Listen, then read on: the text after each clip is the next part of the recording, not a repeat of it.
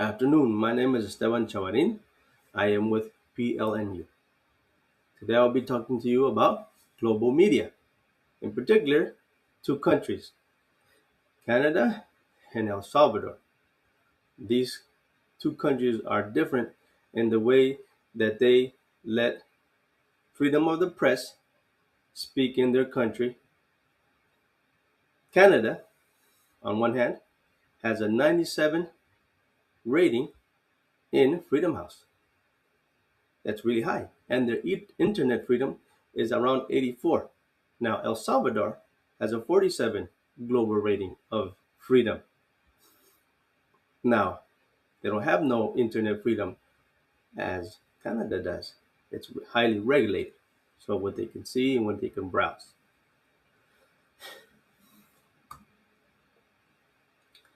Let's talk about Canada. Canada, it boasts by its civil liberties and the laws that they have freedom of the press. However, they do have a clause in the charter saying that they can regulate any news, any speech, or anything that is not good for them. Now, I don't know what that means, but good for them could be anything. It honestly could be anything, but that's what it says. So people have been, especially journalists, difficulty with Canada's transparency, and they have now questioned the equity and the openness. But you have to remember, as I said, they have that clause in Section 2 of the Charter saying that they can regulate things if it's not good for them.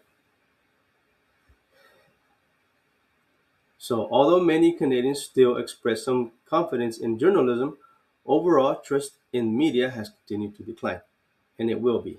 As more and more as technology grows, Canada uses um, more surveillance into people's lives, especially journalists, to see what they're seeing or what they're looking at or what they're um,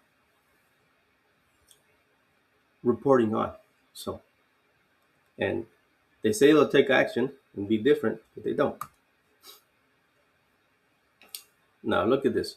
Between 2008 and 2025, Canada lost at least 603 news outlets in that time, especially because of technology, because it keeps growing. So the influence is more. So they have to regulate more. In 2023, Canada passes the Online News Act, requiring major platforms to pay news outlets. It's for their benefit, but it wasn't, like Meta, and Meta pulled out. So Canada, regardless of its long-standing legal commitment, has had journalists arrested because they speak about protests, they speak about indigenous rights. So it's selective. Take a look here.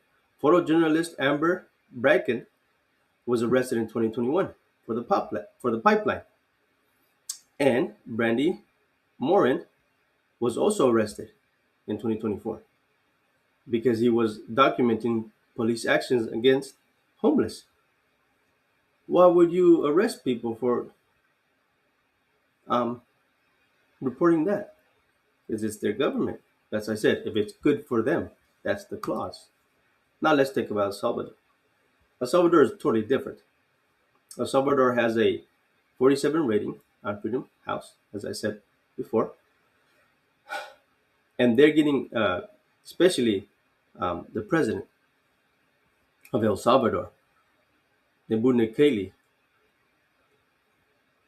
he's getting a lot of backlash because of what he did to the cartel. So concerns of the cartel is the main point of the journalism, and that's why it has such a bad score. Because journalists want to talk about all the um, bad I guess, habits or bad dealings that they've done with the cartel, the inhumane living and all that. But these are criminals. You got to remember, these cartels are criminals. They kill people. They're being killing people, and so Nayib Bukele, he is arresting these journalists because they want to talk to them. They want to see the inmates. They want to be around them and help them and talk to them and make them feel good when they're criminals and they kill people. They had they had El Salvador in such a grasp, and it was time for change. So yes, El Salvador does arrest their journalists, and some of the journalists are doing self censorship because of that. Nevertheless, El Salvador has not killed any of the journalists since 2020, since 2016. And with Nayib Bukele inside as presidency, even less. So, criminal code forbids media outlets from reproducing or transmitting statements linked to criminal groups, branding journalists as criminal accomplices. So, if you're talking with the cartel and you're trying to get information and you say this to this one and you say this one to this one, you're spreading the news of the cartel. No, they're criminals. Now, compare Canada and USA. USA has USA was like Canada, I would say, actually, before, when we were in Biden's era. We were The press was able to release anything that was against whatever their ideology was, transgender, gays, and all this pride stuff, then that was a crime. But if you spoke about religion, that was selective, as I said, just like Canada. USA was like that. It was selective. Now, take a look at USA and El Salvador.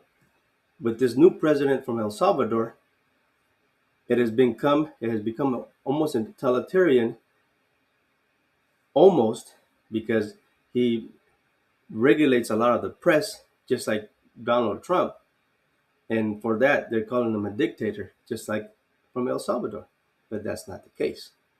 So hopefully you guys enjoyed this short video presentation, and God bless.